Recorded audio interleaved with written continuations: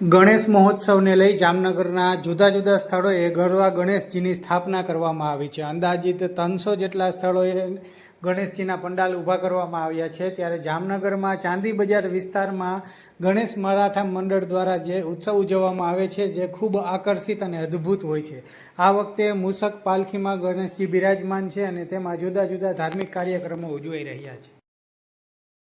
હું રાજુભાઈ જગદાળે શ્રી ગણેશ મરાઠા મંડળનો કાર્યકર્તા છું અને અમે અહીંયા છેલ્લા 40 વર્ષથી ગણેશ ઉત્સવનું આયોજન કરીએ છીએ.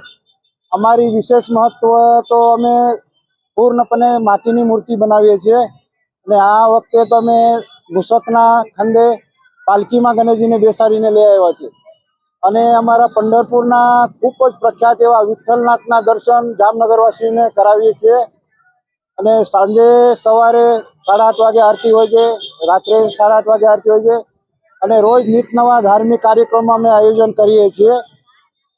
જય ગણેશ.